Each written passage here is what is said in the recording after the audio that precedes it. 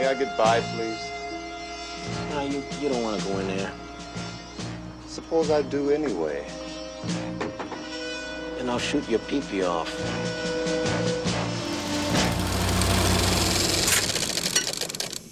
Welcome, everybody, to Supporting Cast, the show about the undersung heroes of the film industry. You may not know their names, but you will recognize their work.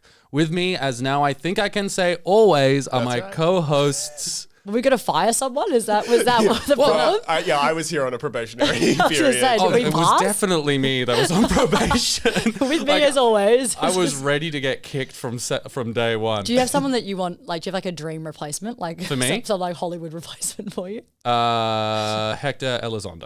Oh, that's funny. You should mention that. The incredible improv skills of thinking about the only person that's been on your brain for the past week. Yeah. I just think we have the same energy. Yeah. Sorry, with me as always are my co-host Charlie Davenport. Hello.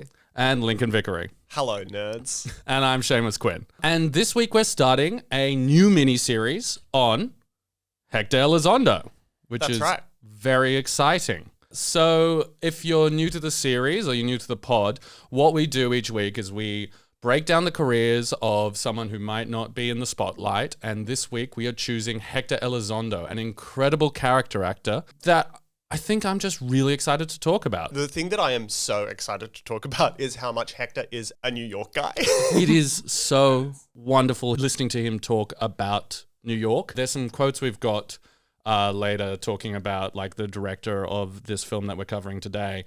But he calls him a mensch at one point, which is real good. It's just one of my favorite like compliments that I just know that I would sound terrible if I said it about someone. You need a kind of confidence in your own masculinity, and that I think both of us do not possess. You have to be like grounded in your own like manliness, which I think is certainly not our vibe. Certainly not mine. I'll talk for myself. Yeah, and it's just do you reckon I could pull it off? Absolutely. Yeah, I think you could call someone a mensch. Is there some kind of like level of irony, or is it like kind of hot and I don't know? Yeah, it's that. It's hot. Yeah, it's hot and ironic. It's hot to call someone a mensch. It's hot. It's and pretty ironic. hot. So a little bit about Hector. Hector Elizondo was born in New York City, New York. His mother, Carmen Elizondo, was an accountant, and his father, Martin, was a notary public. His parents were of Puerto Rican Spanish descent. When he was young, he originally wanted to be in a jazz band, or a professional basketball player, or a professional baseball player. And he was even scouted by the New York Giants in his teen. He wanted to play baseball for one of New York's major league teams, the Yankees, Giants, or Dodgers, or else I wanted to play jazz or become a school teacher. This is still really so nice. New York, though. I like know, everything about this is just like. I guess I'll either be a famous baseball player or a jazz musician. There's only two options. It's New York. But then, of course, he had a knee injury, and this is so interesting. Like, it's the classic thing of like sports guys getting an injury and then becoming theater guys later in their lives. Like specifically in college or late high school, it's like such a classic thing among a bunch of actors. I think I don't know why this is the one that's coming to my head, but Peter Quill. What's that guy's name? The guy, Peter Quill from Star-Lord. Chris Pratt. Yeah, I forgot Chris Pratt's name. Okay. We're doing a show about Hector Elizondo, and I couldn't remember who Chris Pratt was. That's good. I actually think that is healthy. good. That's fitting. Same story with him. That shows taste.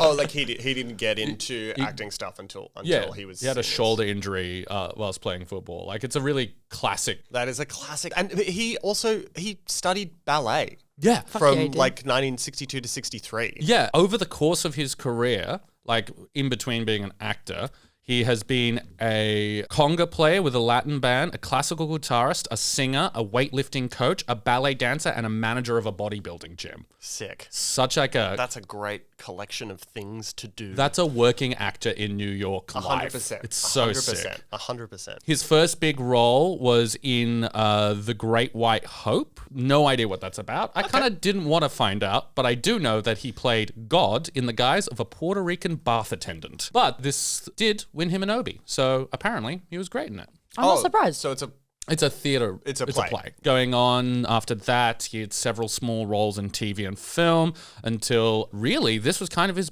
first big break. He appeared in The Taking of Pelham 1 2 3, which is his largest role up until that point and remains one of his most iconic. After this, he continued to do a lot of TV work. He was in Kojak and Columbo. He had 2 different episodes on Columbo.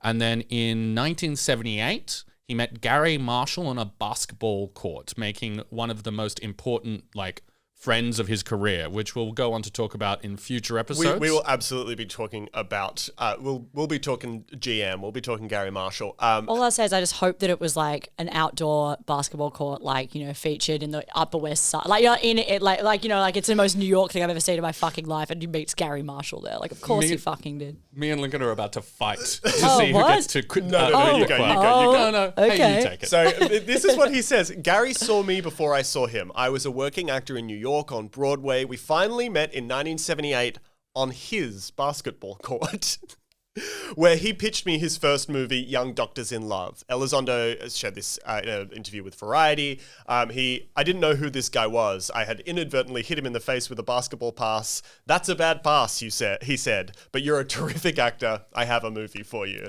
And then that's really good. It's so good. And then he pitched Young Doctors in Love, which was him and Gary Marshall's first film together. He then went on to appear in 18 movies with Gary Marshall. Hector and Gary were just apparently best of friends, just got along great, and really sort of made his career. We're going to be covering at least one of the Gary Marshall films, Pretty Women, and then if Lincoln Pretty Women? Pretty Women? Pretty Women. Well, Pretty Woman 1 and Pretty Woman 2. Right. Pretty Women. We're covering the Pretty's Woman. So I think we also do the Princess Bride. We should have this conversation. Princess Bride. Princess Bride. Princess Diaries. He's not in that, but he may as well be at this point. I don't even know. Came for me for getting one letter wrong. He was like, Pretty Women? I thought there was only one. Well, the tables yes, The Princess Diaries is an iconic role for Hector. Yeah. But at the moment, we didn't know whether we wanted to double up on Gary films. So we will see how we go. But at the moment, we've only penciled in one of them. It's also the only one of these films that I have actually already seen. What, the Princess Diaries? Yes. Is the only movie that you have seen Yeah, in your life. It's baffling This to is watch all movies. new to me. This You're podcast is us just showing Seamus movies. Every time you watch a movie, you're like, and when's the big transformation where she becomes a beautiful princess? I am waiting for that in most movies. Yeah. Especially in No Country. I wanted to see Anton. Imagine if the first film you ever saw was Speed.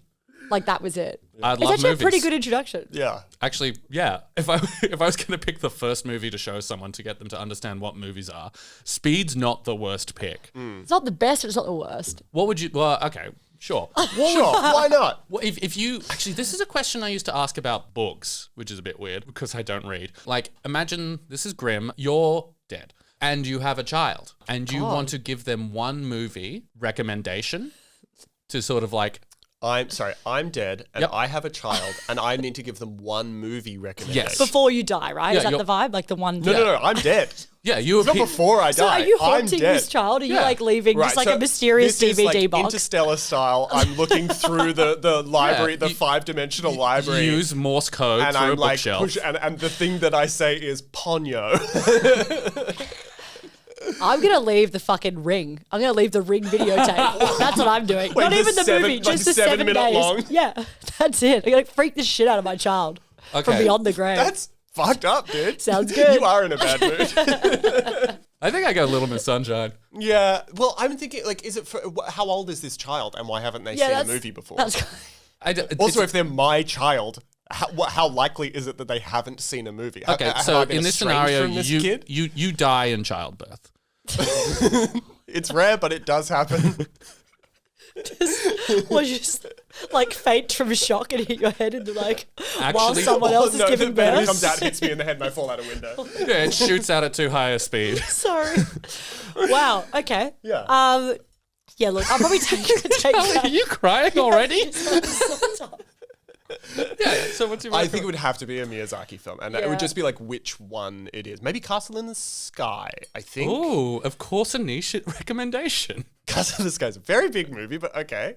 Yeah, because that's the most fun adventure. It's actually the one that I think is closest to more Western style. Has less of the stuff that you also freaked out about, the Miyazaki stuff. It's more just what if a guy and a girl went on an adventure? Yeah. Look, I probably wouldn't leave the Ring videotape if that was the scenario. No, I think that's a locked in final answer. What about Poltergeist? Yeah.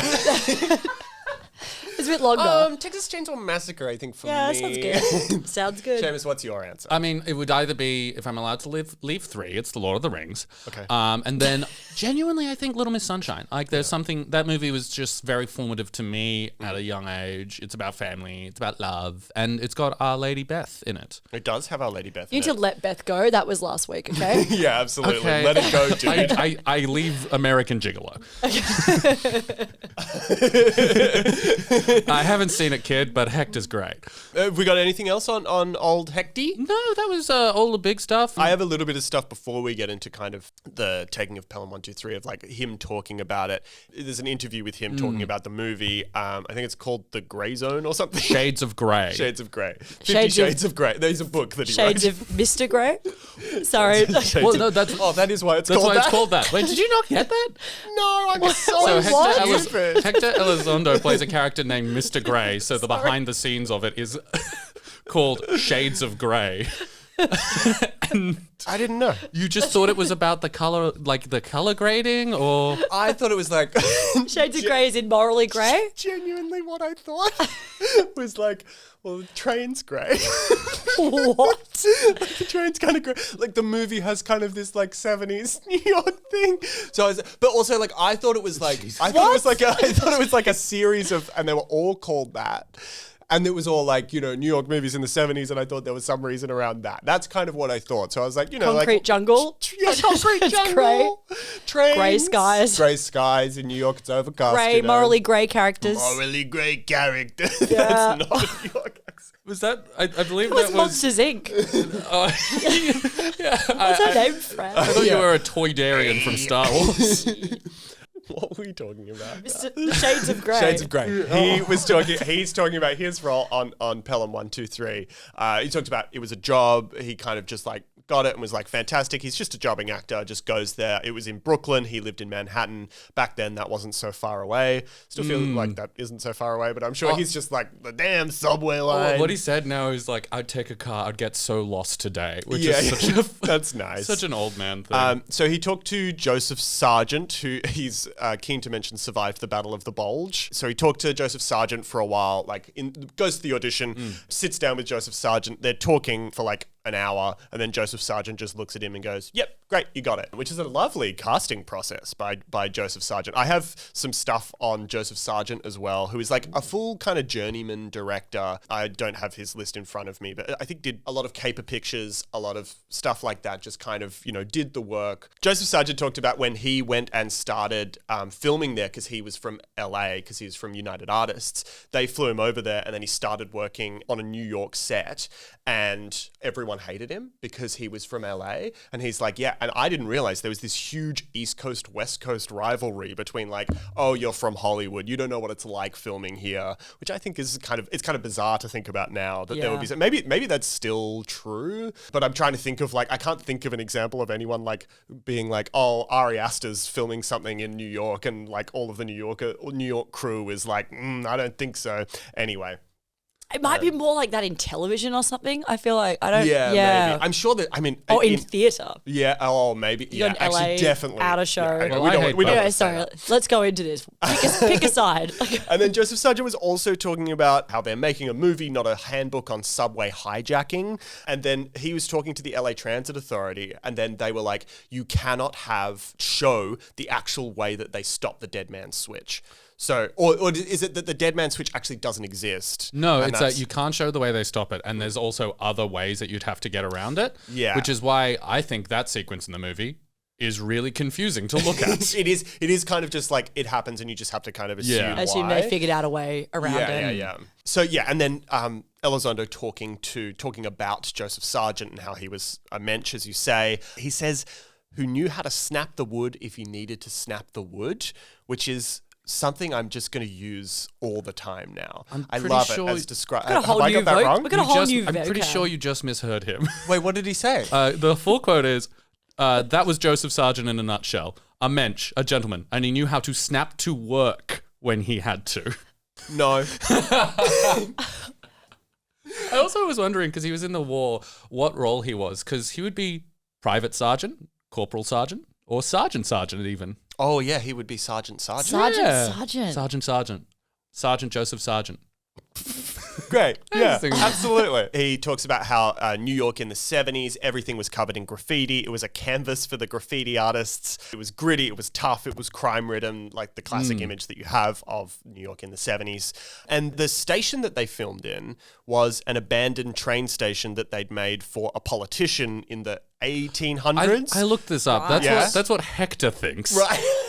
Which is That's great. Because I googled it. I was Hector's like, wow. like me. Yeah, I was like, what's so? Oh, that's such a He fascinating. knows how to snap the wood. He's just like me for real. That's so interesting. There was somebody made a train station just so a politician could get to work easier. No, they didn't. Great. It's just a train station that's in between two other train stations that had no traffic. Then went on to become a railway museum. I like the way Hector tells it. It's much better. There was a politician in like the 1800s who had a subway station built close to their house so that they could get to it easier. That's a better story, and he's right. I'm the bummer of this podcast. We're sick of this fact checking over here. You just don't know how to snap the wood, dude.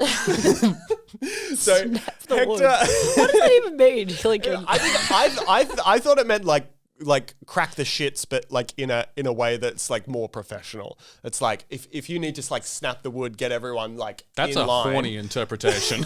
snap Who are the you wood. talking to? And then he talked about when they were down there filming in this abandoned train station. There was no one there to stop us apart from the New York rats. And he describes them as beautiful coats, by the way, the size of cats.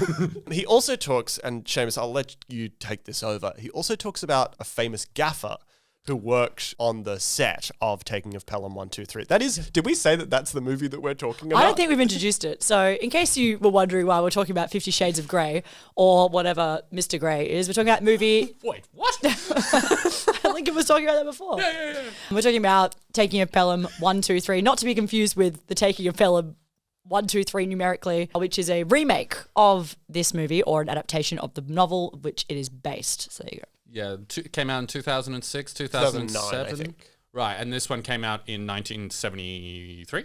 1970. 74, I believe. 4, yes. Shall we hop into it, actually? Yeah, should we dive in? Yeah. I want to let's hear dive about the in. gaffer. You're going to leave me. Oh, yeah, no, of Someone's course. going to snap the wood here. We've got to talk about Fast Eddy. Fast Eddy. All I've got is his name and that Hector said everyone in New York knew him. Oh, okay. So you got, I thought you'd done a deep dive here. Okay. I didn't dive as deep as you, apparently. I couldn't find anything about a Fast Eddy. Yeah. I cannot find one that exists. And I think part of that is like a lot of the credits for movies from pre-1980 something had all of the credits at the front, and it was just like, who are the lead designers? Who are the things? It didn't then list the entire credit list. No below the line. So there's no way for us to find out who the fuck Fast Eddy is. But if anyone out there knows Fast Eddy, Because there's never been someone mentioned in an interview thus far that I've so desperately wanted to do on the 100%. podcast. Because Hector Elizondo is talking about like all the crew and how wonderful they are, and he just off the like cuff mentions, and then the gaffer we had was Fast Eddy. Oh, you don't meet gaffers like him anymore. these guys don't exist anymore. He would just like with a spare piece of tape and a Pocket full of dreams. pocket full of scissors. He would just fix everything, and he was like, everyone knew Fast Eddy. You're like, you need something done quick but good, you get Fast Eddy. He worked on His every name set. is Fast Eddy. And as far as I can tell, does not exist outside of Hector Elizondo's memory.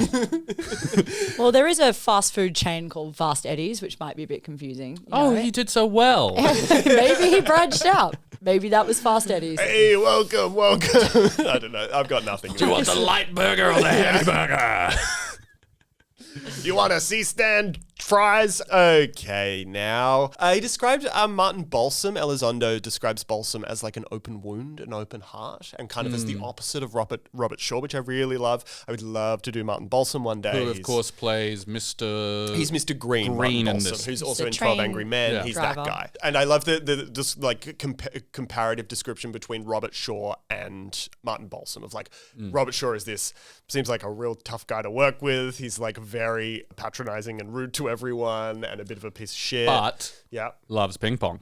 Oh, I did not see that. So Robert Shaw apparently made very good friends with the DOP during this production because both of them spent a lot of the time in the front carriage. So a lot of this movie takes place, a very broad outline of the movie. These guys steal a train. spoilers. And a lot of the movie takes place in the front car of the train where you drive it. It's the only part that's kind of like a separate set, and it was kind of pulled off and isolated where it would just basically have enough room for the DOP and whoever was acting in it. And Robert Shaw spent a lot of time with the DOP, and they started talking about how much they both love playing ping pong. Cool. And so they set up a ping pong table on the platform, and in between takes, everyone would go play ping pong. No one could beat Robert Shaw. Sick. Except apparently, and I've Fast only Eddy? found this... Well, no, the DOP. Apparently the DOP is the only person who beat him. I imagine Robert Shaw has passed away now. I believe so. He died 4 years after this film. Well, if he could Died early. come back and send me a message, I would love to know. If, It's the ring tape. It's Yeah, it's 7 the ring minutes tape. of Samara. and it's just, I just want to know if that's thinking. true, if he did actually lose to the DOP or not. Shall we dive into the movie proper? Yeah, Let's I get think on, so. Let's Shall get on we- board the Pelham train. Shall we get on board the taking of Pelham 123? Taking of Pelham 123 is a 1974 movie directed by journeyman director Joseph Sargent, based upon the 1972 book of the same name by Morton Freegood. The film was released on October 2nd, 1974. Top of the charts that month were Olivia Newton-John's I Love You, I Honestly Love You, and of course Carl Douglas's Everybody Was Kung Fu Fighting. Perhaps a sneak peek into the mentality of American culture's dismissal and othering of Asia that is also revealed in the movie. Also released in cinemas in 1974 I'm were so the glad we movies. found Lincoln's English essay on. Also released in cinemas in 1974 were the movies The Conversation, Chinatown, The Parallax View. So this movie appears in a landscape filled with detailed procedural masterpieces. But what sets this movie apart, I think, is its light touch, a slight and never pushy comedic tone that Mathau kind of captains throughout the runtime. The movie was somewhat well received at the time, described as a punchy action caper, but not at the level of those other movies I'd mentioned, and had some bizarre discourse surrounding it, including this from Village Voice critic Molly Haskell.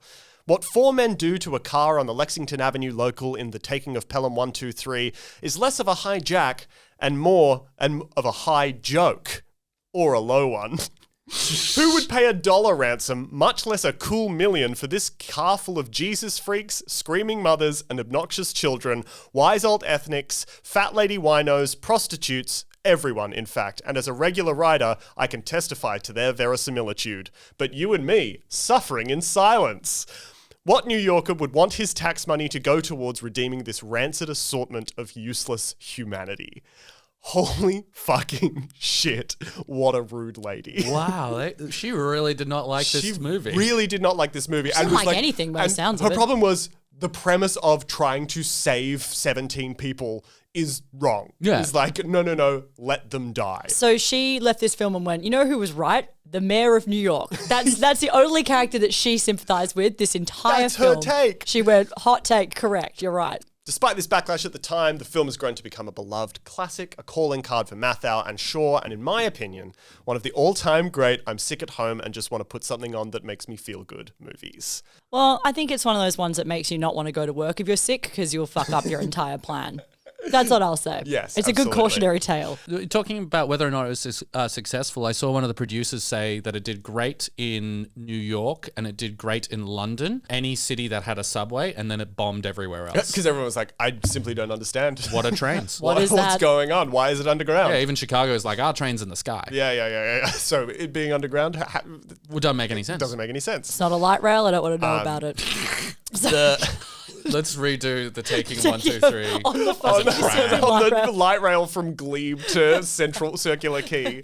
God, the monorail in Sydney does it still exist? Is it still up? It's still up, yeah. It's not running. The stations are still there. Well, I remember catching the monorail when I was like 6, and it had the weirdest, ghostliest, most upsetting vibe even then. And that's Where in is like the monorail? Because I don't think I was here when that existed. Yeah, it I got wasn't taken down in this- 2000. And actually not like it. I think it was discontinued in like 2012 or something like that. It was Right. like, I was going to say not that long ago, a fucking decade ago. I remember when I visited Sydney, I went on it, but they're still like, it would cost a lot to take them down. So if you look up, there's light rail tracks around the Sydney. it's really weird. Wait, where? Like where? Look up. Look up. Well, that's Sorry, Donnie Darko. Look up. Look up. I was like, let's redo the Taking Pelham 1 2 3 as a monorail story. And then I realized that once again is just a Simpsons episode. Taking of Pelham 1 2 3 starts with an incredible opening score. It's all like wildly Why is it so good? going off, like saxophones and trumpets, and like this kind of guttural kind of like bass and drums that just are like super percussive, super exciting. It goes through the whole thing. That's by David Shire. I'll give you his, a possible miniseries we could do with David Shire. Zodiac, The Conversation, All the President's Men, Saturday Night Fever, Return to Oz, Short Circuit, 2010, the year we made contact. Yeah, that's 7 movies. Put him in the Rolodex. We have these kind of sick opening titles that are like subway train station lettering. Oh, I didn't even notice Yeah, that. I think it's like in the old style when it's all practical. It's all practical. You know what I mean? It's not digital. I think that's the kind of what they looked Cool. at. Hector Elizondo is 5th build. And surprise, surprise, this movie opens on a shot of New York. Taxi calls, honking horns. We see a man carry a bag. Oh, we're going to get a lot of that guy during this whole thing. A lot of this. I'm gonna give you a lot of this. I'm really excited for you to be doing the voices this week. Yeah, absolutely. We watch as a man carries a package into a subway station. It's Martin Balsam. Immediately we see he's like wiping his nose. He's got a bit of a cold and he gets on a train. We meet a trainee subway driver with his teacher who's learning the job, kind of learning all the signals, all of that stuff. The subway then arrives at 51st Street Station and we see Hector Elizondo with a wonderful moustache, which I was disappointed to discover was fake later on. Well, that's my note in this, because you do get a couple of shots of like 6 different guys with moustaches and hats, and I said, this is the most mustachioed movie I've ever seen. And then you're like, oh. When that pays off, I was genuinely like, wow, they got me. So he adjusts his glasses, enters the train. He's carrying a briefcase. I looked at it, it was like bang on 3 minutes. I don't know if you wrote down your time code for Hector. 4 minutes and 33 seconds. Sorry, Hectrance? 4 minutes. Sorry. What Did you wake up in the middle of the night like 6 weeks ago with Hectrance? I did. Hectrance? Been storing it here. That's good, because I've got someone else. Is it Hecxit? Oh no. Hector Elizondo then does some real gross acting to a lady on the train. He is extremely... So this I think is what is kind of interesting about this movie is we watch this kind of like New York theater actor who's like just starting into his kind of career in film, and he starts with absolutely the most lecherous, psychopathic piece of shit you've ever seen. And then what he develops into over his years and him working with Gary Marshall and like that's kind of the fun of doing this sort of series is like you get to see someone grow and change throughout their career until like he's kind of a lovely old man by the Always end. plays like the person that will listen and not be judgmental and like that kind of thing. It was a genuine shock for me. It took me a second actually because he's wearing a disguise. He I is was wearing like, a full disguise, I went, yeah. is that Hector? I was like, hang on. Not my Hector. He would my not do Hector. such a thing. And then I was like, well, that's him. And I was like, oh, acting, that's right. That's right, yeah. Acting is powerful stuff. Real creep, the licking of the mustache to that poor woman. And then he fucking grabs her thigh on the way out. Yeah. It sets it up perfectly. We know from the get-go that Mr. Grey is a piece of shit. Yeah. And You don't want to be in the grey zone. even the bad guys hate Mr. Grey. There's no shades of grey about Mr. Grey. No, it's just an asshole. So we see the teacher of the trainee who was teaching him the signals and stuff. He gets off at Grand Central, so the trainee is left by himself. And we see another mustachioed guy with a package enters the train. This is Mr. Brown. So you've got these 3 guys. They're all wearing huge coats and fake mustaches and glasses. And Mr. Brown, did anyone find the thing about Mr. Brown? No, what's the thing about Mr. tell us Brown? about Very Mr. good. Brown. So he is the stuttering Earl Hindman in this. He plays Tim Allen's unseen neighbor in Home No, Improvement. no, he's wow. Wilson. He's Wilson. That's Wilson. That's Wilson? That's Wilson. Are you serious right now? But I'm that as far as I can tell. What a range. What range he has. Does he just hate this half of his body? Because it's like disguised in a mustache for this one. So here's a Wilson's question. like this. Like, is it just, I don't know. Is there he a all right? Home Improvement movie? There must be. Is there a Home Improvement movie? I know there's a home improvement game. Like a video game? It's famously one of the worst games ever made. Ah, yes. I kind of want to play it. So the teacher gets off, and then finally we see Robert Shaw. He's waiting for the train to arrive. Robert Shaw has such menacing presence in this movie. Like, he has such, as soon as you see him, there's something about how grounded he is, how measured he is, that is like incredibly captivating and like seems like he could be really scary if he wanted to and is like holding back. And I think that's really powerful. I think he's like a prototype for the Alan Rickman role. Sure, Absolutely. yeah. Yeah, that's what was my thought on this. One, I was like, oh, we're doing Speed again. Also, yes, sorry, that is something that I meant to mention. It's just, this is like the prototype for Speed. It's crazy how we accidentally just did this. We That now this is just Speed on a train. Was it an accident? we now have to start with some sort of vehicle heist out of control. Every single time. We need to find it. That's the new. We're really going to have some trouble if this podcast is going to go very long. Oh no. So Robert Shaw sees a guy who's dressed really well in like an orange jumper and a dark ochre brown coat. And he says, "What's wrong, dude? You never seen a sunset before?" And I love this moment because that guy, obviously, he got dressed in the morning and he was like, if anyone's going to comment on this outfit, I've got the perfect response. He like looked at himself in the mirror and was like, kind of like a sunset. That'll be good. I will say that this guy is credited in the credits as Pimp, which is pretty unfortunate. Oh, that is quite unfortunate. I think this is as good a time as any to mention a sort of trigger warning on this particular film. There are a lot of slurs used throughout sure. this film. It's very much a product of its time.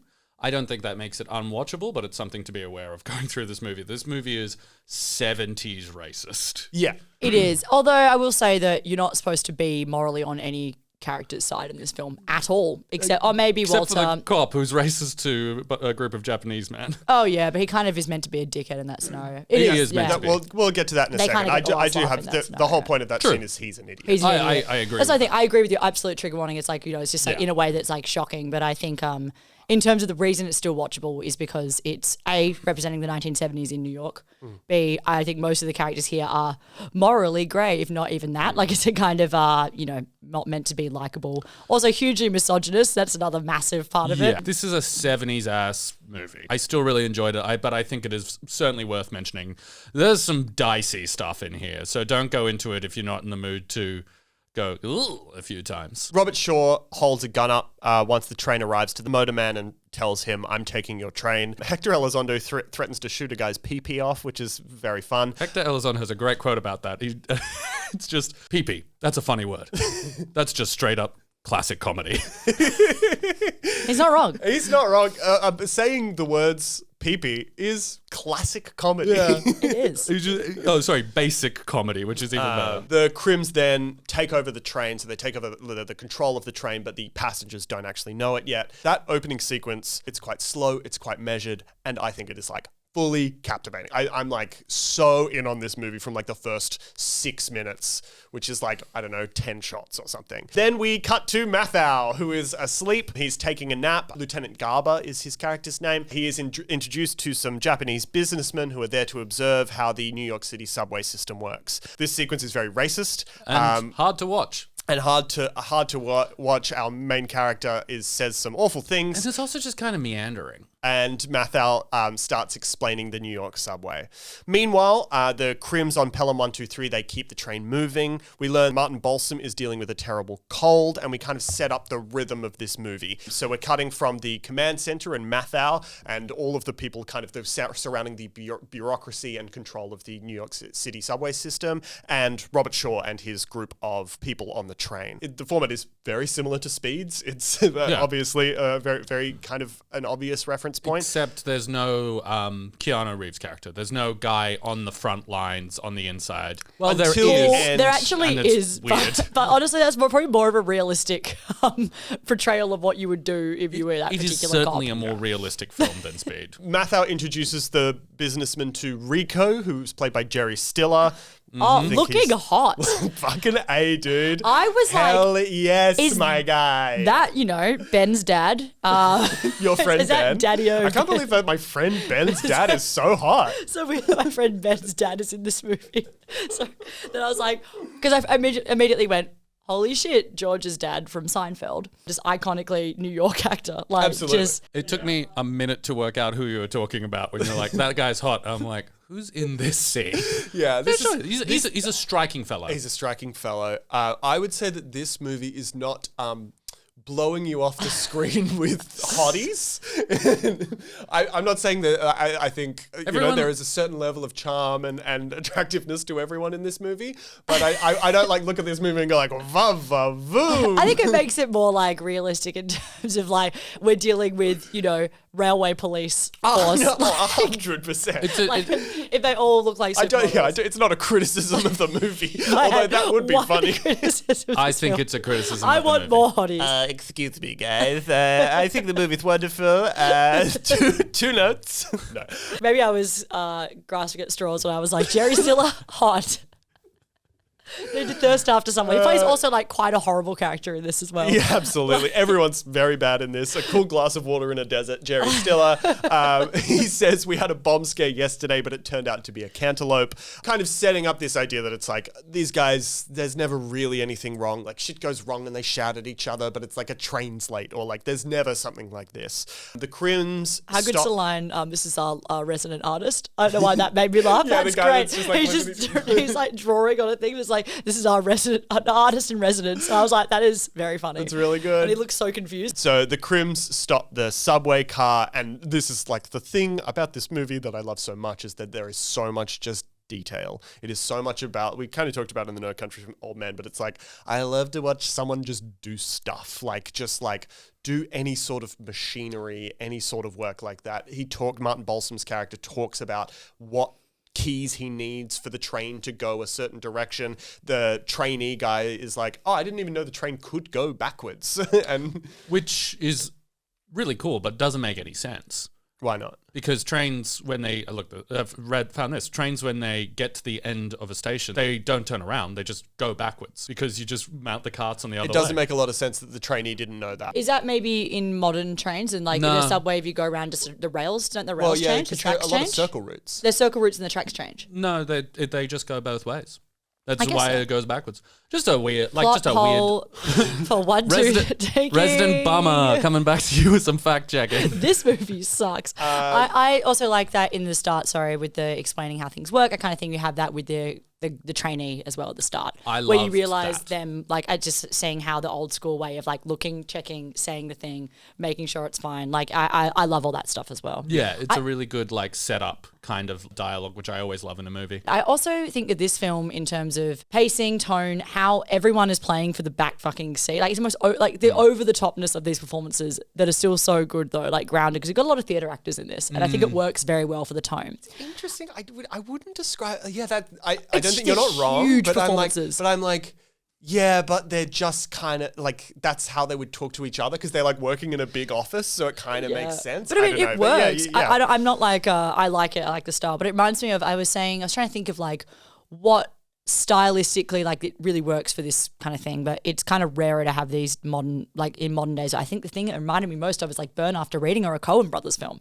Like that's the vibe. 100%. These kind of like outlandish characters in mundane-ish situations, or like who have usually in mundane situations who then have to deal with something huge. Yeah. And then are still kind of dealing it with a certain mundanity and like, fuck it. But you know, like Beth Grant's character from No Country for Old Men could have been sitting on that train happily. 100%. You know, like that kind of, just that sort of level of. Or Beth Grant's character from Speed, let's be honest. Honestly, would have been more fitting. Do all three. Put Kitty Farmer in there. Kitty Farmer would be great. I was trying to work out if there was any way that those could all be the same characters.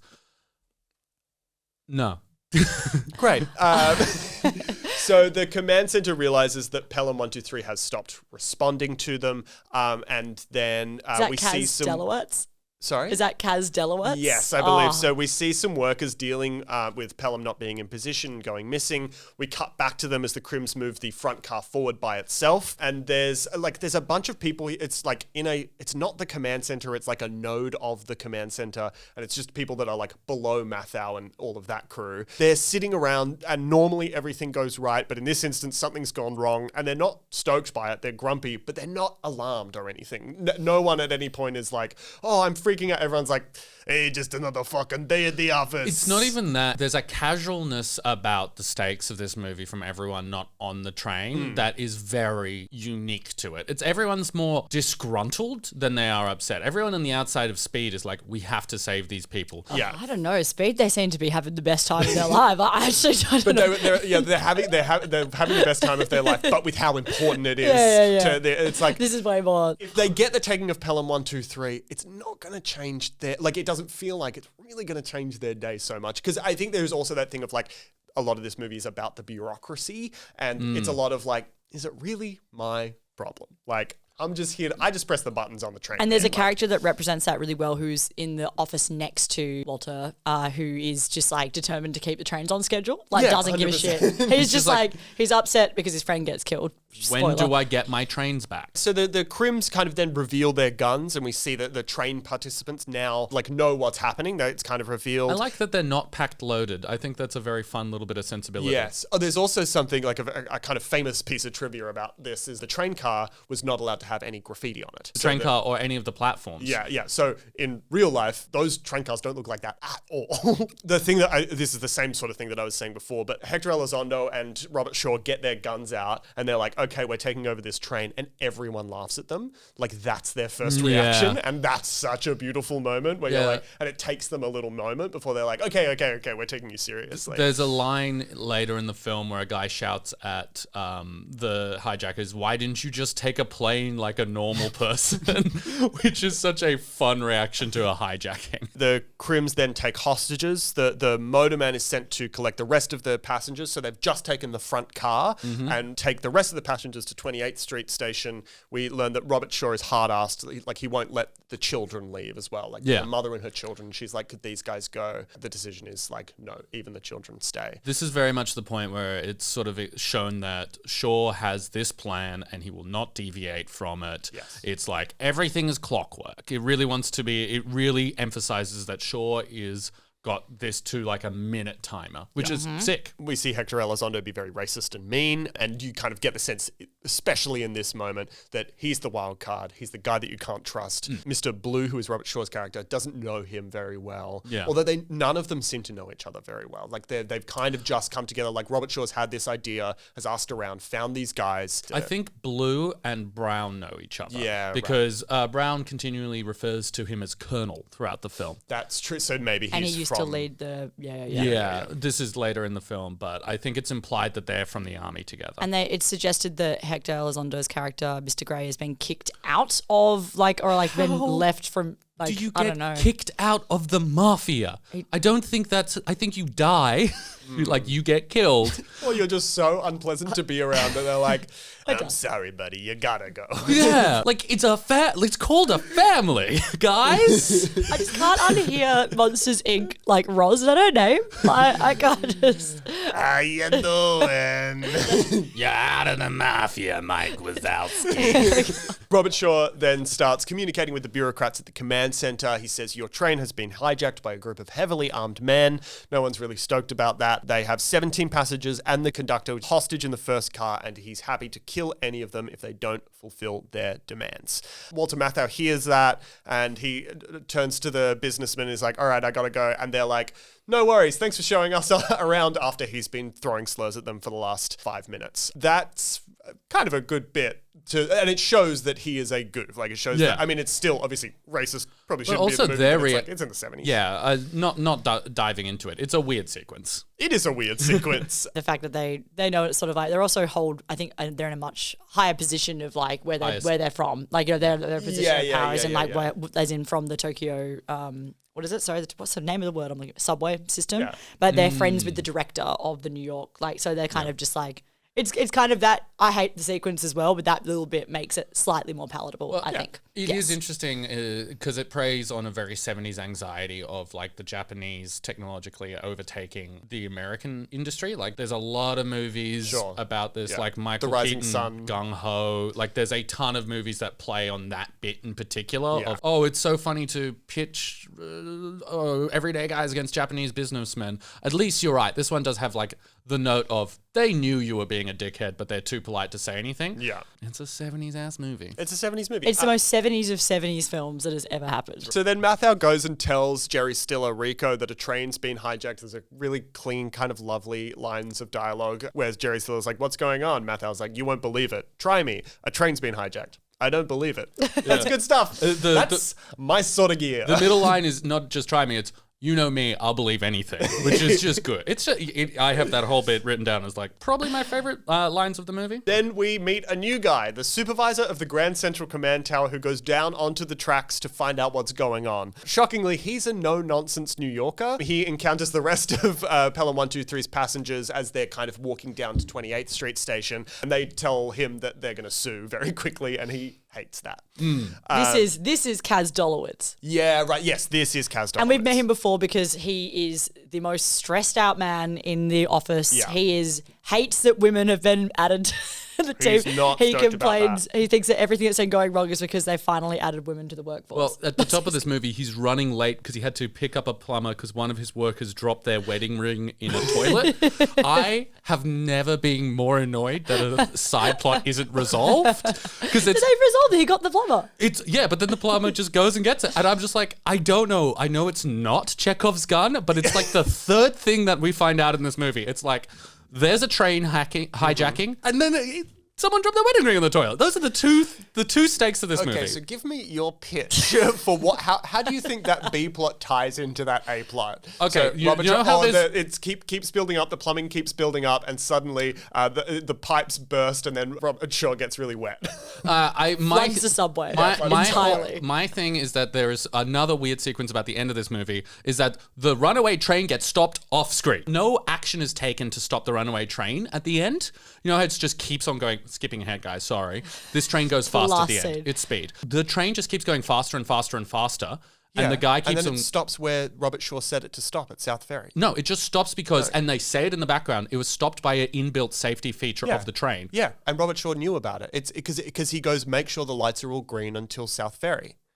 He says that earlier in the movie. I'm sorry, but this fully does make sense. Yeah. Robert Shaw sets that whole thing up. He knows that the train is going to build speed and then stop, but it's going to be really far away. Right. Okay, I take that back. But my pitch was that the wedding ring solves it.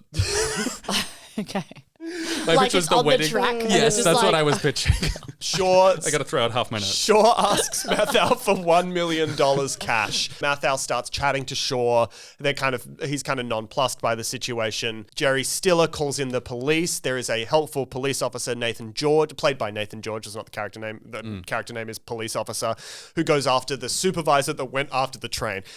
Something I'm going to say now. There's a lot of fucking characters in this movie, and trying to keep track of it in a kind of a legible sense is tricky. So then, straight after that, we cut to the mayor. I think this performance is so fucking good. This, I know what you mean. Like, this is playing fully to the bleachers. This is a stadium I was so performance. taken aback by this performance. And this guy's hairline, which is truly shocking. This guy's performance is like a late night talk show host's impression of Rudy Giuliani. It is the most bumbling cartoon Mr. Magoo mayor I love it. I've ever seen in a movie. I also love it, to be fair. Also, just the motif of getting booed everywhere is so funny. And then, like, It's sorry, really, it keeps really, going. really good. So we cut to the mayor. He's not very well. And I love the detail that there's a cold going around. Like, obviously, it's the same cold that Martin Balsam has. He gets the call about the taking of Pelham 123. His deputy mayor comes and talks to him. And we cut back to the train. Robert Shaw talks to Balsam and says that Hector Elizondo is no good. Why do you think they threw him out of the mafia? Something that happens all the time. So then the supervisor guy shows up at the train, tries to board, and immediately gets shot by Hector Elizondo. And the police officer behind him, played by Nathan George, sees that whole thing happen. Nathan George then calls Walter Mathau. So Mathau hears about this and is suddenly like, okay, they're serious. They actually are armed. They kind of confirms all the information. The police chief calls Mathau, and that's when we learn that actually there's a plainclothes police officer on the train. That, I will admit, is probably, I think, the weakest part of this movie. Nothing happened. I think it's the wedding ring of this movie. That guy needs to have the wedding ring on at the end of this movie. Exactly. To it to kind of fulfill its kind of premise. There are a couple of deliberate red herrings, though. Like, you think that's going to be a huge plot point. It's Yeah. not really. It kind of Really is at the weird. end. But also, same same with the wedding ring, same with a couple of things that happen in the apartment at the end. So I think like you kind of think as an audience member that something's going to happen and then it doesn't quite. Well, it just feels like we should, like in Speed or whatever, you would cut to that guy. Whoever it was, and you would see him, and you don't need to see much, but it would be like, there's a plainclothes police officer, and then someone would just be sitting there and you'd be like, okay, he's going to come back later. The other weird thing about this subplot is that there's a plainclothes police officer on the train, and then Walter Matthau goes, man or woman, and the superintendent, whatever, goes, you know what? I never even thought to ask. And then all throughout the movie, they keep on going, there's nothing he can do. Especially if he's a she. Like, it keeps on being like, what if it's a lady police officer? She's in over her head. They don't even know how to control the gun. And then it's just a guy.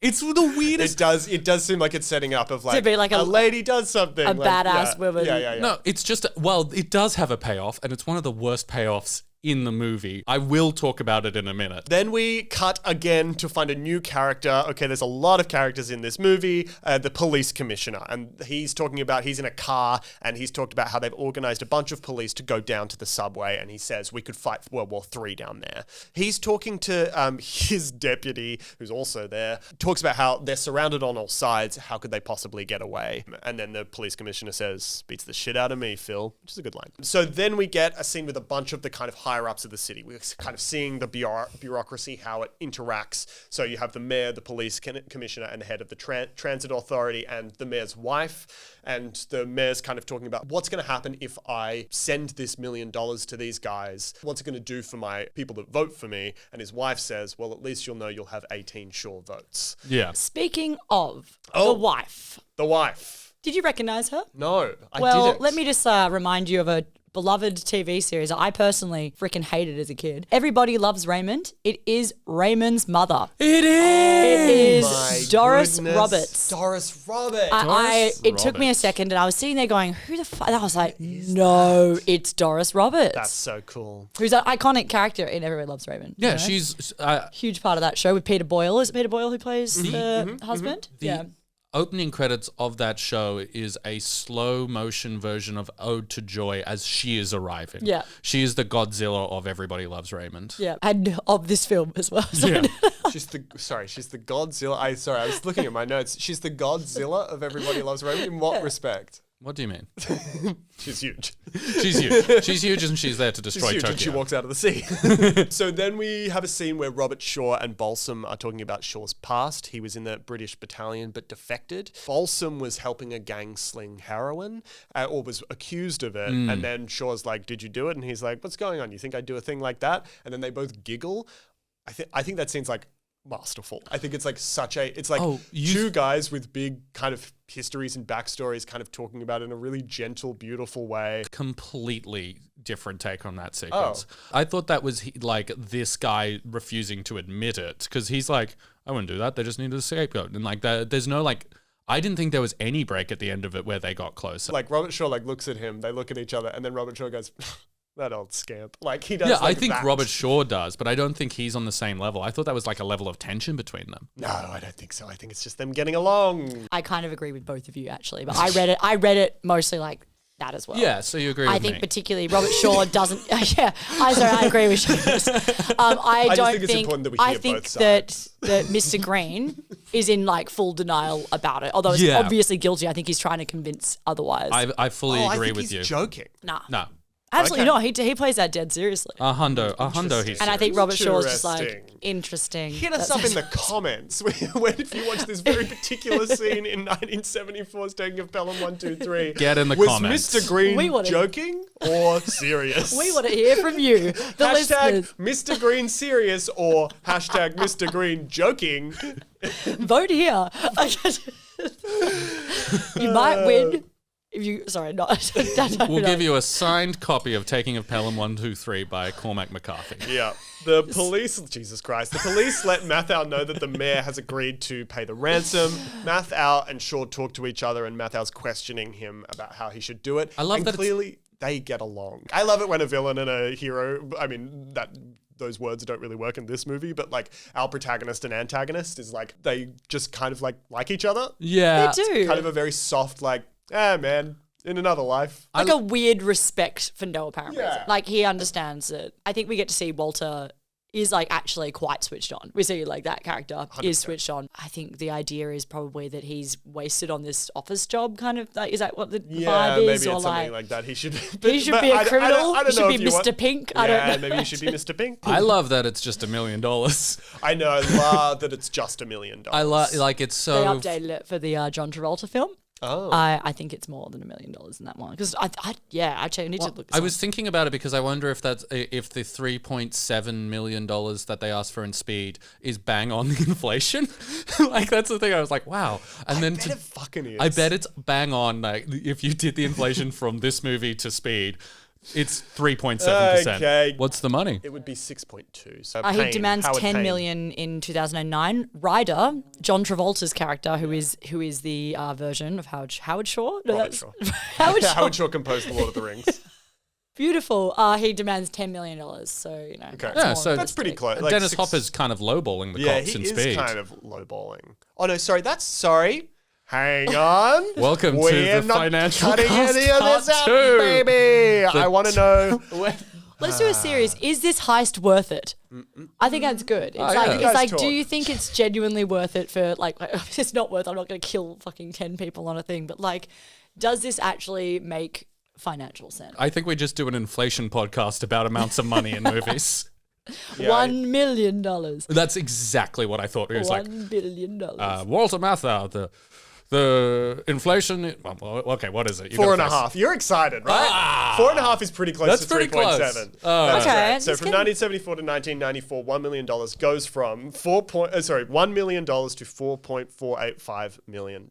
Look, for one guy, he only just wants the money to like retire well. I know. That's the thing. his Howard entire. Payne's working by himself. Well, yeah, and paying, because Shaw has to split it between 5 people. So they're each getting like $250,000. It's like, I mean, it's not. Well, but if it's I'd still take 4.1, then it's 1 million each. There's pretty only much. 4 people, right? We're talking about inflation. There's only 4 That's true. Oh, yeah. I don't know. Maybe he's giving some to to Walter charities. Matthau. To charity. Shaw lets the train passengers know they're being released once the money is there. We start the process of getting the money onto the train. There is a great sequence at the New York bank, and it's just detail of money happening, which I've realized is maybe my favorite type of sequence in any film, is just cutting to money going... Yeah, and then there's a like cut out to the cop where it's like, why is it taking so long? And he goes, have you ever stopped to think about how many times you have to wet your thumb to count $1 million? Well, ladies and gentlemen, I did. 1,500. Wait, hang on. What do you mean? You'd have to lick your thumb 1,500 times to count $1 million. Out of what? Out of what denominations? So the amount of denominations that are requested. Show is about money. This is about money now. So he asks for $1 million, half of it 500,000 in 50s and 500,000 Does in ask 100s. specifically. Yeah, so specifically. But if you assume you have to lick your thumb every 10 bills, that would leave you having to lick your thumb 1,500 times. Don't forget the 2 rubber bands. I liked that bit. So Yeah, I like Yeah, there's two two rubber bands. thick rubber is- bands. Yeah, thick rubber bands, and I like the sturdiness of that. That's like, they're easy to pack into a jacket. I like it. Guys, I really want a rubber train. I'll clarify that. 500,000 divided by 50 is 10,000. Then 500 divided by 100 is 5,000. So assuming you might need to relick your thumb, it's a total of 15,000 bills. So assuming you might need to relick your thumb once every 10 bills, that brings you to a total of 1,500 thumb licks for 1 million bills, which I then worked out would take about 17,000 seconds, which is not enough time. luckily, There's no way they could do it. luckily there's multiple people counting the money. I didn't work out that. The I whole just worked bank out that I working on couldn't it. count it. I think what would be real. You're out of time. What would be really good in the edit is if you speed that up to like triple speed. Particularly because our faces are just like this. Disassociating. So, Oh God, with inflation, it'd be even harder. wait. Sorry. With inflation, $1 million is still $1 million. But assuming, well, okay, so if he asks for 4.1, you can take it times that by 4.1. 0.1. So that's It's still the same amount of notes Notes? you're counting. no, because if you inflate it to 4.1 million, there's more notes. Yeah, but the amount that they're counting is $1 million. Yes, right? that's right. So that's kind of what I was saying. Like, it doesn't automatically turn into more money. If someone asks for $1 million, Yeah. if someone asks for $1 million now, and 1974. then in 20 years you give it to me, I still need $1 million. It's, million guys, it's dollars. inflation. The notes get bigger. So I thought you were trying So to it's say. harder to count them. It takes double the time. That would be good if inflation actually just made money bigger. That would be great. The machine that was like spitting it out, was that randomizing it or was that counting it? I don't know, man. You said you love. Don't know, man. You said you love money sequences. I do love money sequences. I guess because he asked for the serial numbers randomized. So Yeah. there's a thing like, is that just spitting Old the cash notes. Yeah, old notes with serial numbers randomized. Yeah, out? Right. Non-sequential. but I don't. So know they would what be that non-sequential specific- anyway. I don't know what that specific machine is doing. Well, I thought I've never that worked in a you bank. I were would the like research to. guy. No, I wouldn't. I don't want to work in the. Yeah, God, I've failed myself as the research guy. We figured out how many times we could lick a thumb, but we can't figure out what that machine does.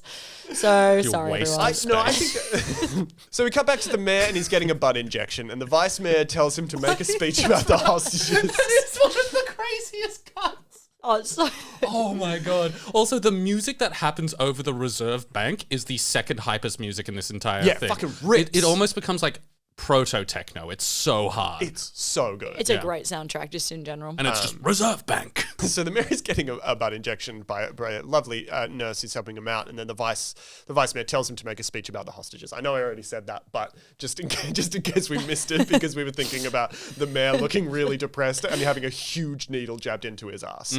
And then Mathau kind of figures out that Martin Balsam's character is an old motorman, and so he's like, "Can you get me a list of old motormen?" It's the exact same premise as in Speed. Bang on Speed. Elizondo gets in a confrontation with one of the passengers on the train. He calls her a $20 an hour hooker. Apologies for the language. Elizondo gets fresh with Robert Shaw, and then Elizondo says, "I've always done my own killing," and I think that's some sort of reference to Shaw's past and about how he worked for the he's a colonel. foreign legion. You missed her great rebuttal. Oh, sorry. Yeah. Which is you couldn't even afford a goodnight kiss. The cops get together the money and they start driving towards the train. There's not enough time. Mathau's stressed. They're running like a minute and a half, 2 minutes late. And so Mathau convinces Shaw that if they get it to 28th Street, then that counts. So they don't have to get it to the train itself. And Shaw, who has been completely unmovable for this entire time, says, okay, if you get it to 28th Street by that time, then we will, then that's fine. Specifically, his threat is every minute you are late, a passenger dies. So the cops are driving the money and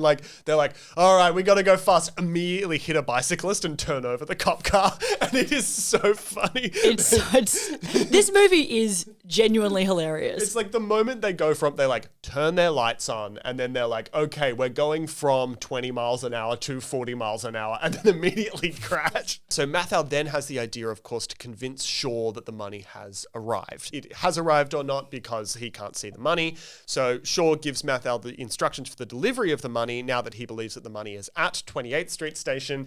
And two unarmed policemen, one with the money and one with a torch, is like how he wants the money to be delivered. Then we cut back to the young cop, Nathan George. He is pretending he's shooting Shaw's gang, which is kind of a bizarre thing to do. I mean... No, I get that sequence completely. I think that's like... That's what you do. Yeah. You'd be like...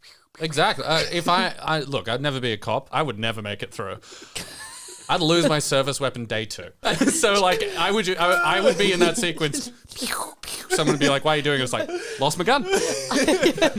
But also, I would get bored, and I'll just be like, it reminded me it's a very video gamey kind of Call of Duty thing of like. Also, it's it very sets childish. up the visual gag of when he does the fake shoot and then a real bullet And happens. then a he's real like, bullet does holy, happen. what the fuck? Yeah. A gunfight then breaks out after that shot. Elizondo loses grip on his control and fires wildly into the tunnel. Everyone talks about how a police officer in a dank tunnel with a sniper rifle who thinks he can get a clear shot maybe tried to take it, or he slipped, or he was just bored. Or I it was love that. Seamus And on my his first take day. is So- nobody that can't not shoot a gun for an hour should ever have access to a gun. If you're like, I've been sitting here for like half an hour, 45 minutes, I'll just fire one off. You should not have access to any sort of firearm. I think it's really, really good because I think that it's like not in terms of like police officers. You believe that police officer was morally right? No, it's a criticism of police officers, right? Yeah, it is. Yeah. I think my favorite depiction of how a hostage situation goes bad I've ever seen, because I've never seen one where it's just one of the cops slipped. It just felt really real to me, which I really appreciated. So one of the reasons why I don't mind the plainclothes cough? Sorry. The plainclothes cough. Are you okay? the plane. Oh no, it's Guys, okay. the It's plain okay. clothes The cough. plain clothed cop. I did it. The reason why I don't mind it is because I think that we see here what happens if someone takes a situation into their own hands and causes mass casualty. Whereas this guy sits back and kind of does the right thing in terms of how someone who is an undercover cop should kind of handle the situation until the end. Sure, okay, yeah, and I yeah. also think that we see this earlier with the guy who gets shot first, who just like walks up to them and is like, you gotta take a plate. Like, you know, it's like people just believing that they can just be heroes and charge in and not take things seriously, getting punished for it in this film. And I think that that's why, although it seems weird because we're used to storylines of like, but there's like an undercover cop on the plate. Like, it's kind of like, he sort of did the right thing. Maybe he's the real hero after all. Yeah, he's very much the anti-Keanu. Like, it's like, but he's doing a good job because Keanu wait your does time. objectively a Keanu's not terrible in the job. Not in the bus in the first one. He has, I guess he is the anti-Keanu because he tries to would get be- on there so bad. He would be, if the train conductor managed to get on, that would be Keanu's character. Yeah, you yeah, know, yeah, like yeah. if he got oh, let on. I would watch that movie in a heartbeat With if it's Kaz, just Speed, the but guy. it's Kaz. He's under the train.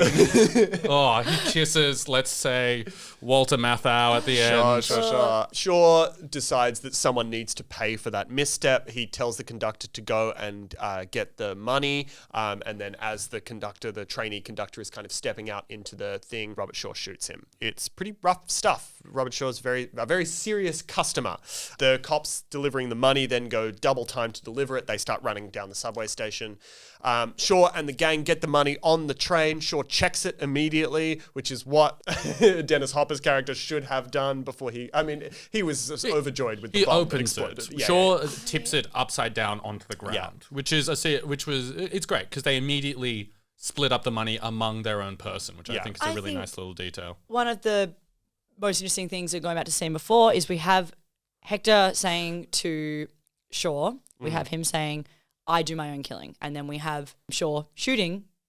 Yeah, he does do 100%. his And then he turns around and he looks I didn't at notice Hector. that. That's and sick. he gives him a look. That was like, if anything, more just proving like he was, you know, his ego was hurt by that comment. Yeah, And it's yeah, like, yeah. oh, you don't think I won't do my own killing? I'm going to do it. And also the moment in the film is that we have that is the most kind of like only serious bit I think in this entire film is when he selects the trainee conductor and the music kicks in. It's kind of like actually for the first time like dramatic music comes in. Yeah. And it's sad because we see at the start, he's got death flags all over him though. At the very start, 100%. he's like, can't wait, gee whiz, mister, gonna do my exam and like get out of here and like lead a better life. Like, oh. excited to be here in New York. Yeah, like that's city of dreams. that's literally it. La Land. But like that actor was good. I actually really liked him, and I was sad when he was picked. And I think that we have these, the passengers in the train who've been, kind of playing a lot for laughs a lot of the time. Like they're all great and funny, but this moment, like they're quite frightened. And there's a girl that's like, he doesn't want to go with you. Like they kind of have this, like I think it's really good. And it's the only bit of serious drama that happens in this film, and it's really good. Yeah, it's the most harrowing. But yeah, him looking at was my favorite moment actually, because you went, fuck, there's some tension between these two. Obviously, we get that from the start, and then you realize how fucked up or how actually dangerous this bad guy is. Yeah, Elizondo and Shaw and Brown and all of them, they start loading this money into their cute little vests that they've got. I really like those vests. I think I want one. Just to load then- up your I would $3.7 million. Sorry, Yeah, what was it? I would definitely take a vest filled with $250,000. Sounds pretty good. Inflation? $1 million. Shaw gives the Big vest. But how many times do you lick your thumb to get? Sorry. I did Sorry, have that no. thought. It was like, this plan wouldn't work with inflation. Shaw gives the requests for their escape. He wants to clear all hostages and making sure all the lights are green all the way to South Ferry. All train stations, not hostages. All the cops were involved. They're trying to figure out how the gang is going to get away. The train starts moving. Grand Central Tower calls the command center, who sees it. It's too early. It's earlier than Shaw said on the phone. Matthau then explains to one of the cops he's driving with now the dead man's feature, which is that a guy's hand has to be on the train's go button, basically. They call it the go button in the movie. And if it's not, the train stops. Shaw's team stops at 17th Street and they start fucking around with pipes and stuff, basically tricking the train to not worry about the dead man's feature. It is a kind of bizarre thing where it kind of cuts away and doesn't explain it when the movie has been so intricate in explaining every single detail. Yeah, and your whole thing about, like, you love watching stuff. Like I love watching stuff. like hands being close-ups of hands taping up, everything in No Country for Old Men that Josh Brolin does essentially is so sick. And this is for me, the most disappointing part of the movie is that it is filmed so vaguely and at such a distance. They're just kind of handing pipes to each other and whispering. And just being like, yeah, that'll do. She ain't going nowhere. That'll hold. And I'm just like, I have no fucking idea what's going on. I guess, I mean, it makes sense now. I know that they weren't allowed to show that. That's cool. I kind of like that more. Yeah, right. Okay. I like the fun fact, like the Easter egg behind it. Because it didn't bother me that much. Absolutely. I went, yeah, sure, they figured it out. It certainly doesn't bother me that much. It bothers, it's just like... Well, I guess depending on what perspective you're going from, they don't really know either. It's kind of fun, like we don't know. Because you can cut back to Matthau, he's like, they must have fucking done it somehow. It bothers me a little bit because there is this very late setup of the dead man switch. Like it's right before this, and then they're like, so it can't be that. That's a good idea. And then it is just their first idea, except, well, maybe the dead man switch doesn't work. I think in the book, it probably would have had a couple of more, like, I imagine it would have been a lot of reference to people would have thought about that. And it's like, we can disregard that because it's physically impossible. Apparently, the book is a lot more detailed. Yeah, and there's more than just the dead man switch. I feel that as a missing link in the movie, like a wedding ring and a toilet. Matthau decides to send police to every station and go down to the actual train station himself because he's now suspicious that something is going on, something with the dead man switch. Matthau gets in a car with a police inspector. He tries to get the jump on the train by going further than where the train would actually be. But then Shaw starts moving the train again, but this time without the Crims on board. So it's just the passengers. They start moving off and Shaw and the team are at 17th Street. So the police officer who has been on the train the whole time dives off to chase them. We never saw this guy. You do see him. He is there. Every other character has a line or like at least a shot. This long-haired, mustachioed man in a poncho came at me out of the darkness like the thing from It Follows. I was so confused. So was I, but did you try and guess who it was the whole movie? Because I thought it was going to be the woman. I thought it was going to be the drunk woman asleep because it keeps on being a dame. And I'm like, that's the biggest setup. It's like she's going to like at the end pull a gun out from like her bag and just be like, I've got you, Shaw. I've been faking being asleep this whole... I was so like, there's got to be something because I keep on going, it's a dame. You've never said the word dame more often. I've never seen a movie use the word classic more. Guys and dolls, the name. I feel like I totally get what you're saying, and I think this film is full of red herrings in that way because you see that drunk woman pass out and then you see a shot of the alcohol bottle sliding. Do you also know that was a harsh cut from the same footage? So when the alcohol slides down and then Shaw pushes the alcohol bottle under the train seat to start talking to him, that's it's like a cut on the same shot. I don't know how to describe it. Like it's a jump cut. A match cut. It's a match cut, but it's off. It's like really off. Like I went back and watched it 3 times. It's like a full inch difference in the bottle. The way you watch movies is sickening to me. That you like see one thing that's wrong and you're like, I've got to go back. I've got to figure it out. That's fucked up. But I fully thought that was going to be like the cop was going to like set it on fire with that, like, or like use the glass to stab him, or like I thought that, and I thought it was going to be actually the alcohol does come back. It's just him drinking it in the front thing. It just has Howard. I can't wait to get back to my opera. I keep saying this. So it's just him drinking it in the front compartment. But yeah, a couple of things like that where you're like, ooh, I can see what's going to happen next. And it just never comes up again, which I think is deliberate. But yes.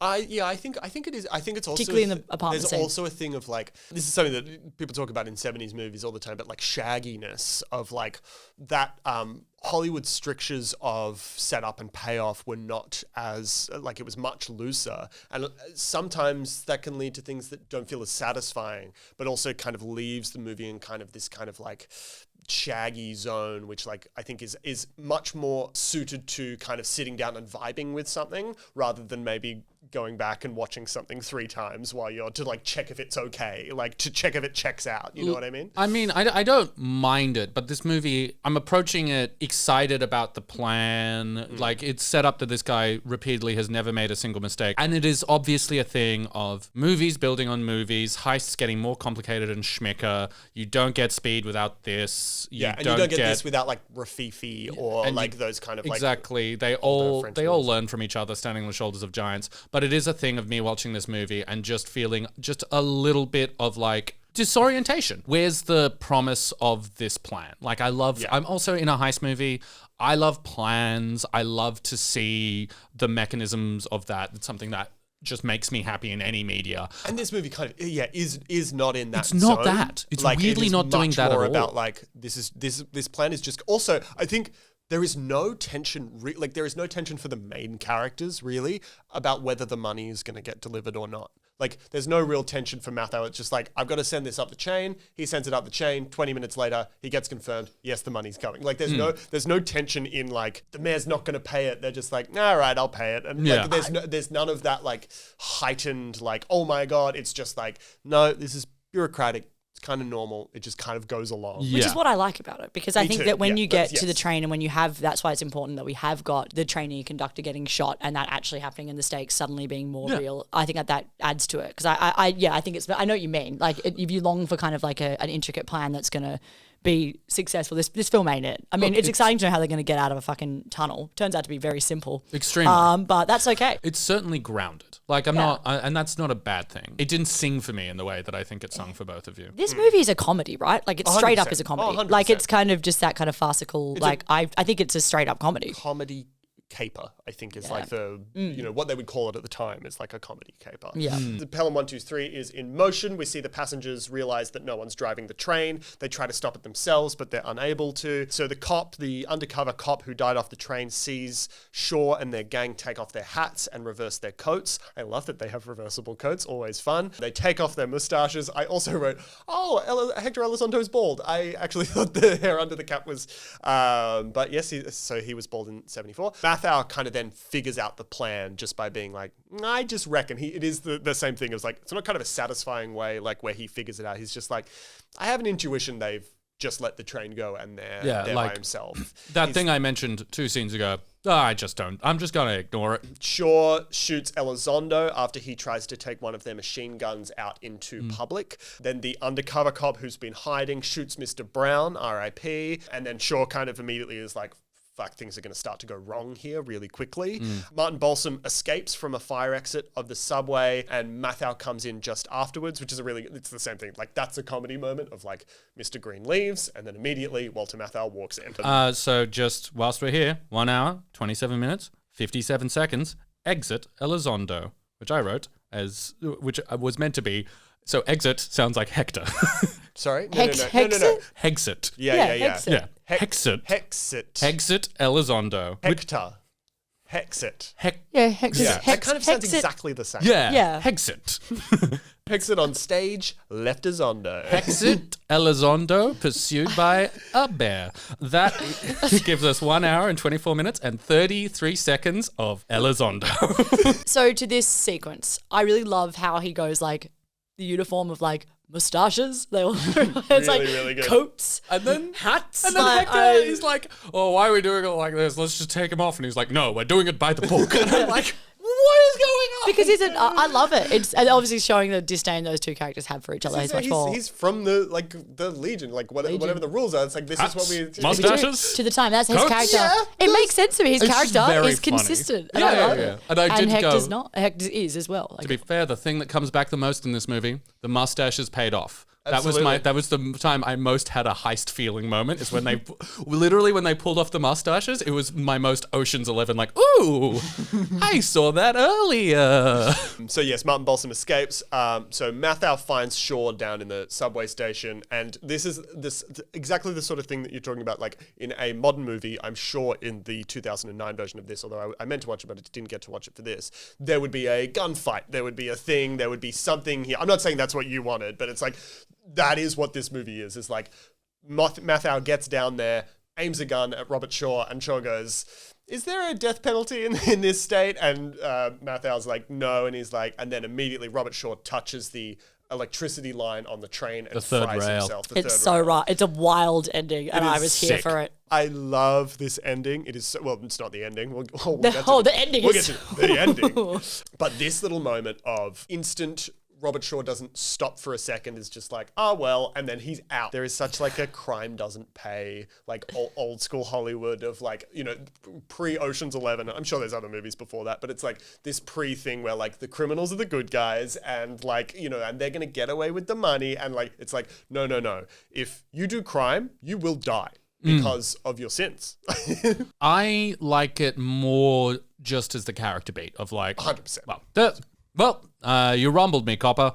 Time to explode. I think that this person has done so many bad things that they do not want to go to prison. You know, like they've involved in so many fucking things. It's just sort of like, I'd rather die on my own terms. See ya. Like it's such absolutely. I think it's cool. It's awesome. I think this sequence is absolutely sick as hell. I wonder if they maybe shouldn't have shown his face doing his little head shake, because I did giggle a little bit. It is funny looking. He does a funny little face and then smoke comes out from under his collar. I think that's why this film is a comedy. That's meant to be somewhat like, oh wow. I don't think that moment is framed as funny. I think it's pretty grim. It's just a moment where I was like, if I hadn't seen modern special effects of like in the modern version of that, you probably see like a little blister turn up or something, or his eyes would go red or something. But it's just a little bit of smoke. His eyes would go red? Like the blood vessels in your eyes would like you'd start bleeding through the eyes almost certainly. Yeah. Not as in actually. Almost certainly.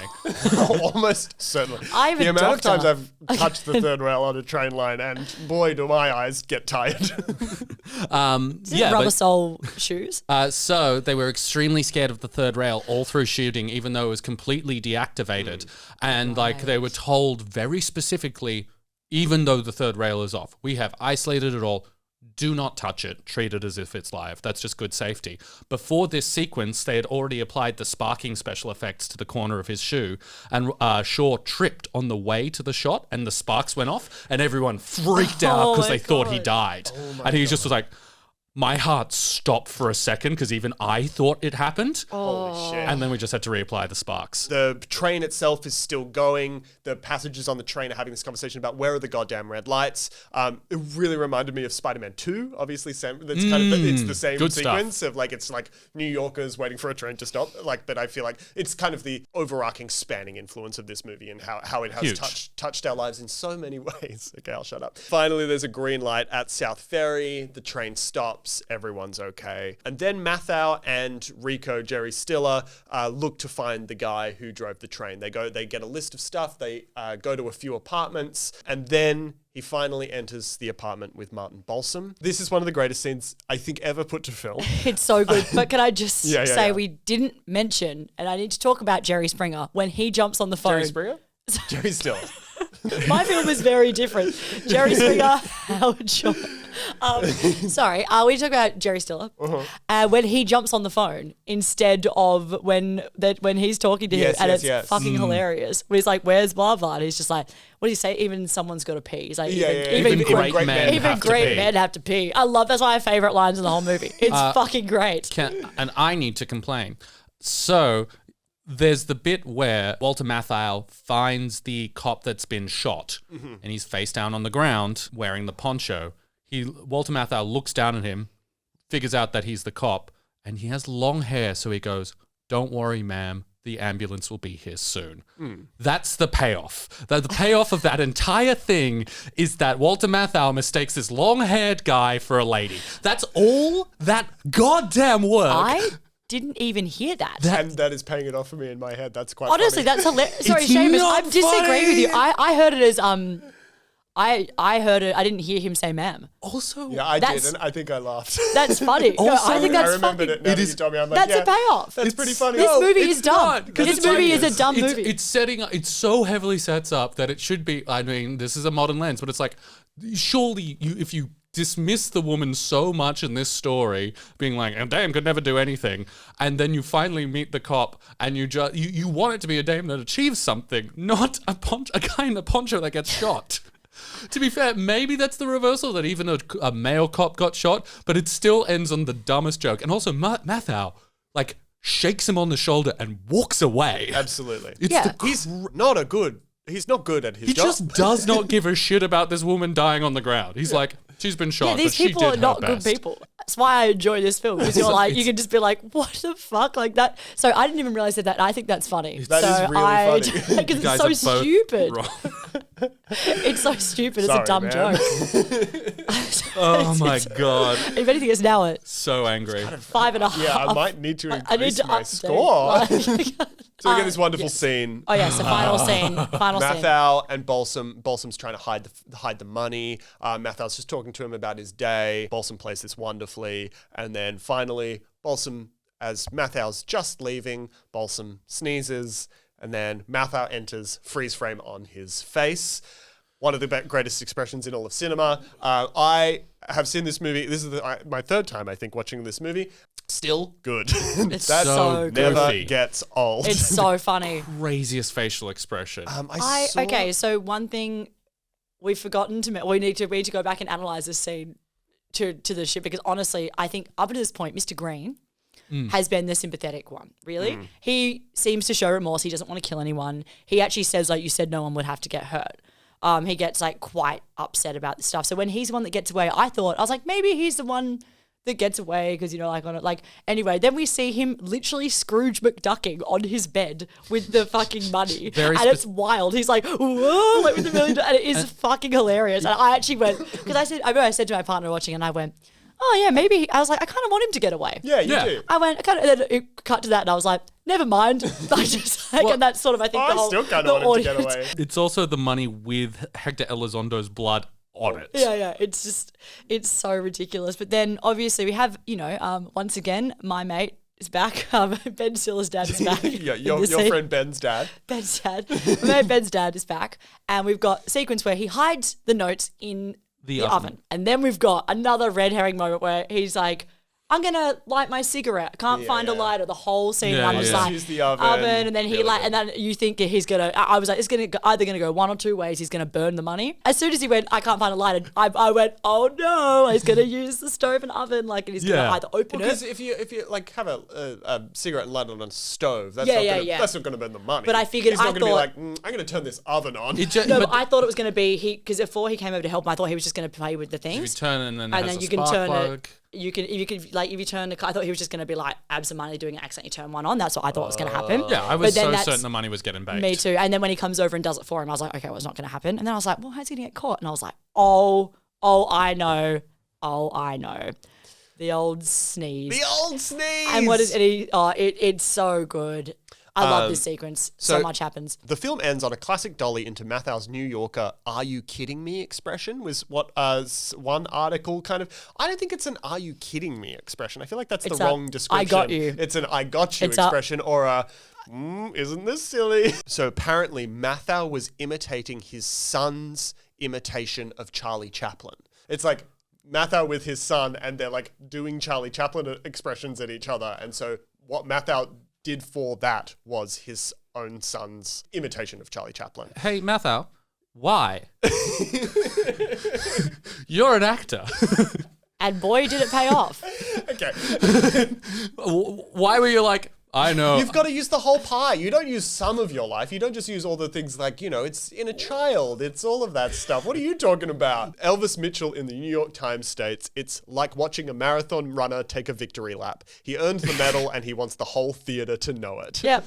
That's pretty good. Yep. Okay, that is the best justification for that I've heard thus far. Yeah. So I'm going to talk about Hector's role in the film and what we think he added to it and what we think, like, what was special about this character and how we think it kind of added to the film as a whole. I've obviously touched on that. I think that obviously we have got within the bad guys, we've got kind of a sliding scale of like who's the worst to who's the best, you know, and we end up with, you know, him just being framed as like he is the worst one at the start. You know, he's this one that we're all kind of like, he's racist, he's sexist, he's a fucking natural sex pest, he is all of these terrible things. Even the big bad fucking hates him and thinks that he's deplorable. Absolutely. And then at the end though, we realize that he is, the big bad guy is just as bad as him, if not worse, as the mastermind. Even though he thinks that he is above it all because he's like, he just is a different way. And I think that when he shoots Commander, looks at him, they kind of have that moment. It's like, who really is the greater evil in this way? One's just like more controlled about it. I think that him dying via the third rail is interesting because it's like this character refuses to give up control no matter what happens. Whereas we've got Hector's character who is out of control and unreliable. And so they are like just two ends of chaos I disagree that I think the movie implies that they're both as bad as each other. You would call Shaw's character far more of like the noble criminal, like he's got his own 100%. Rules. But then I think Hector Elizondo's like, it's this very much like he's a beast. He's in it for the joy of it. I think he's painted as morally worse than Shaw. True, but I do think that Shaw starts that way in terms of how we're supposed to see him. He's supposed to kind of be like, I'm on the level with this guy and I get it. And I'm like cool, calm and collected and like, but I think it's sort of at the end and his like demise sort of suggests that that's not necessarily true. It's like at the end of the day, you're doing the same shit. You still shot someone. You still like. I kind of read it like that. I think he gets to pick the fact that he gets to pick his demise is like even in that last moment, not a condemnation of him, but I think it's more. I think it is more.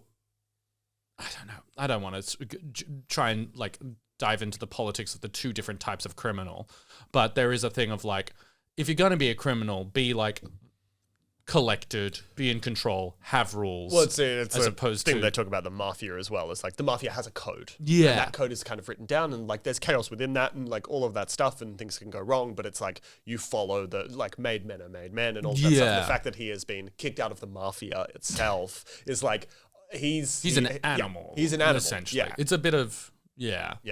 And Yeah, that's but I mean- disgusting to Robert Shaw in some ways. Even though, so I think you're kind of right, Charles, in that it's like, actually, I think, I don't know if the movie really has a point about this, but if it did, I think it would be something of like, the dignity of criminals with a code is actually not so similar to a wild animal that is just acting on impulse. And like, I think there could be something there if you wanted to say that about this. And is following code necessarily a great thing? We have so many instances of it happening with the good guys as well. You know, you've got people following like bureaucratic code. You've got cops who are not following the right. Like you've got like, what do you do? You know, like it's kind of. I think it is saying something a little bit about it. I think that. I agree with what you're saying, though. It definitely presents Hector Elizondo as the worst of the worst, if we're going to have to kind of go with that from the start. But I think he has his point where he's like, at least I do my own killing. He's kind of like, at least I'm honest about it. Yeah. That's sort of his character arc, what he says. I do also, in talking about Hector Elizondo, in terms of what he does for that performance, is that he talks about it in terms of like, he's a guy doing a job. Like from his point of view, he never wants to play him as like a villain or anything. He very much treated him as this guy who's just could be a tradie, could be anyone else in the street, and so his actions that make him a criminal. Yeah. He says, I could do this job in my sleep. You know, he really does talk about like a job. I agree with that for sure. Which is kind of crazy to think. I mean, obviously, he's not the smartest tool in the shed because it's like, you don't do this job in your sleep. What do you mean? Like, you're a gun for hire. That's like must be your main thing. Like, like clear. Like, also, a lot of them are war veterans, and I'm assuming that Hector Elizondo is probably. No, he's not. No, he's not, because two of them are found not to be. When they find the ID cards on the body, because he's like a professional killer. He's a made man, and I believe Mr. Blue also is. Robert Shaw is Mr. Blue. Do you mean Mr. Brown? Mr. Brown, yeah, sorry. Both of them, they have their ID cards in their pocket. One, guys, don't take your license to the heist. You know what? You raise a strong point on that one. I don't think these guys are good at their job. But They're the like professionals. I like that you've got the mastermind though, and everyone else is a hired gun. You know, so it kind of makes sense that it's not going to go super smoothly, and and he kind of loses, and he treats it like he's taking his army into thing, but it's like you can't. Anyway. You can't control this. Yeah, but I do think there is something there in the whole like, at least I do my own killing, that line, which is interesting. Yeah, I think obviously we need someone to really actively hate from the start and have a little bit of menace in there, because it is a comedy. You know, it's like all a bit like, you know, over the top, and even you know, we have banter between the main criminal and our protagonist a lot. So I think having someone who's actively menacing does work. He is kind of the stakes of the movie for large sections of it, because the stakes of the like money and stuff, as I was kind of talking about before, it's like that never really grows any sort of like legs, but Hector Elizondo's character and Robert Shaw's relationship with him is kind of the tension, especially on the train. Well, that is the thing that kind of frames Shaw as the most sympathetic of the criminals, is that for in a big way, he and Mathau have the same goal, which is all of the passengers get home. I think Mr. Green is certainly seen as the most sympathetic. But Absolutely. But then Shaw's thing is, my goal is for everyone on this train to get home safely, including me and my men. He doesn't want to have to kill anyone, and the time that he does, you watch him pick, and it's clearly disappointing. He's like, when someone says, do you want to choose, or shall I? It's like, will it make a difference? He's like, he wants to get through this as cleanly as possible, whereas Elizondo doesn't care. I disagree. I think he like he's willing to go through it. I think, yes, he would like it to be clean because that means that he's going to have a cleaner getaway. I don't think he morally, like, I think when he shoots him, I think you see him as a stone cold killer that he is. I think it's revealing. I think he doesn't. I think those things aren't mutually exclusive. Yeah, but I think it kind of actually questions. I think we're kind of presented that way, and then when all that does happen, he's relentless. He's just like, no, like, sorry, this is the time frame. Like, I will start killing. I won't let the kids off. He'll fucking do it. Like, if you don't fuck with him. But there's also a reason why he gave him the time to get to the station. He bent right at the end. I think that is a sign that he doesn't want to kill people, because I think it is pretty clearly in the movie that he has this hard rule, but I think maybe it's just in Shaw's performance. He doesn't want to have to do it. I think it is in his performance that he's set himself these rules, but he is they're rules for him. They're restrictions for him, and his bending on it, I think, is as much a failure of his empathy. You know what I really think it is? I think that it is the idea of the difference between killing in the military and killing in the mafia, and killing for sport versus killing for a job. I think that is like, not for sport, but like for personal reasons. I think it is framing like, this is a military guy. He's going to run it like a military operation. His attitude towards death is he regrets it, but he sees it as his duty. And I think that is painted in a more positive light. Do we want to talk about who earned their paycheck this week? Who was like your favorite kind of supporting part of this movie? I want to proffer up David Shire. I think that the music we kind of already talked about a little bit. I think the composition of this movie is incredible. I've got a little quote. I apologize, but while you guys are looking up your things, I will just read this quote because I think it's really good.